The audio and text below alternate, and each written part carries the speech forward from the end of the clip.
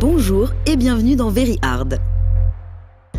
Vous connaissez sans doute la Mega Drive, qui marqua l'arrivée de Sega dans la cour des grands et son fabuleux Sonic, le hérisson le plus rapide de l'univers.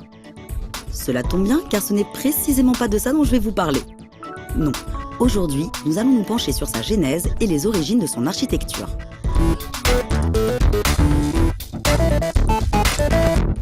Sega, pour Service Game, fut créé en 1951 et reste encore aujourd'hui l'une des plus vieilles compagnies dans le domaine du jeu vidéo d'arcade. Au début des années 80, suite au succès inespéré de l'Atari 2600 aux États-Unis et dans le reste du monde, Sega envisagea sérieusement de se lancer dans le marché de la console. Mais la domination sans partage de Nintendo et de sa Famicom les empêcha pour quelques années d'être sur le devant de la scène. En tant qu'acteur majeur du marché de l'arcade, la volonté d'innovation technique a toujours été l'une des composantes majeures de la ligne éditoriale de Sega. D'un point de vue général, les jeux d'arcade japonais avaient jusqu'alors étonné le monde via de brillants hits comme Space Invader, Donkey Kong et Pac-Man. Ingénieusement conçus au niveau du game design et du character design, leur hardware restait néanmoins assez classique. En 1983, le fameux crash américain du jeu vidéo allait définitivement propulser les éditeurs japonais comme les leaders de cette industrie. Sega bénéficia à cette époque d'un investissement de la part de la firme CSK, qui allait lui permettre de mettre en place de nouvelles méthodes de production et d'investir massivement dans le hardware. Ce qui allait notamment précipiter la fin de l'utilisation du Z80 au sein de leur carte mère. En 1985, Yu Suzuki et l'ingénieur en chef de Sega, Hideki Sato, adoptèrent le 68000 de Motorola comme chef d'orchestre de leur tout nouveau hardware et firent ainsi de leur compagnie un leader mondial incontesté. Ce microprocesseur, produit par Motorola, sortit en 1979 après 3 ans de conception et fut massivement employé par l'armée américaine au sein de son équipement électronique avant d'intégrer le monde d'Unix. Concurrent direct du 8086 de chez Intel, il le surpassait sur tous les points. Avec son architecture moderne en 16-32 bits, il devint très rapidement un modèle à suivre et démontra tout le savoir-faire de la firme américaine.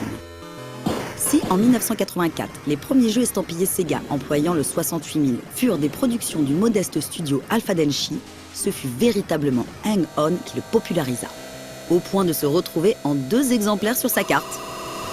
Après ce test grandeur nature, Sega l'adopta définitivement et l'inclut dans toutes ses cartes d'arcade jusqu'au début des années 90. Au niveau du son, 1984 marqua également un tournant important avec l'arrivée de Yamaha et de sa technologie FM.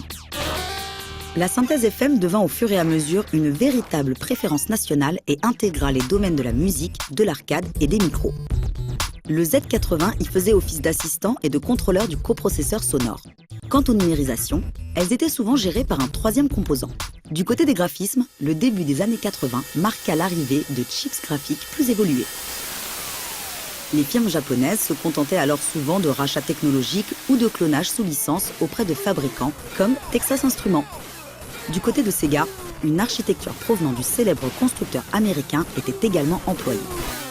Mais par la suite, celle-ci fut agrémentée de coprocesseurs faits maison permettant le zoom, l'affichage d'un grand nombre de sprites, d'effets et de scrolling. La plupart des cartes comprenaient au minimum 3 processeurs graphiques, chacun étant dédié à une tâche précise comme gérer les sprites ou un plan d'affichage.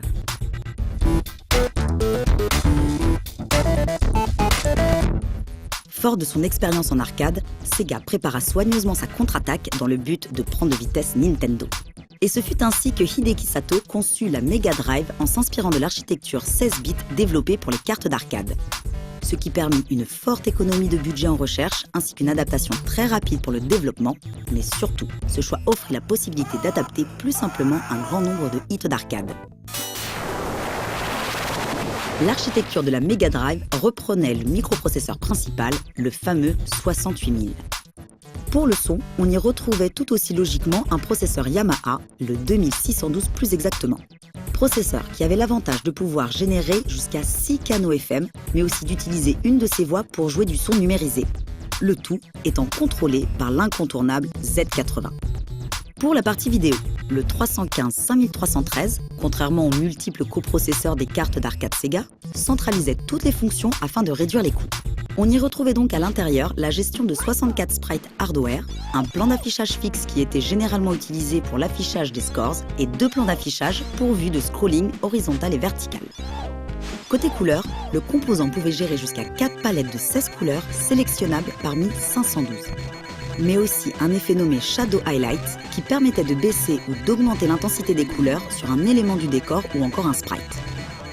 La production de jeux sur Mega Drive nécessitait plus d'optimisation et d'astuces au niveau du code ainsi qu'une utilisation optimale du 68000.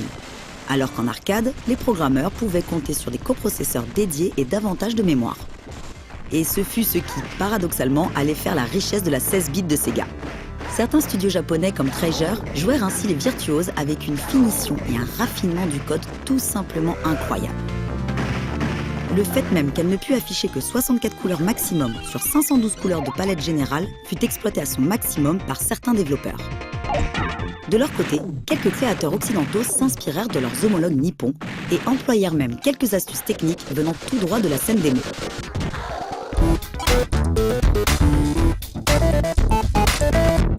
Avec un 68000 et une architecture éprouvée en arcade, Sega put offrir avec la Mega Drive une plateforme stable, simple et puissante.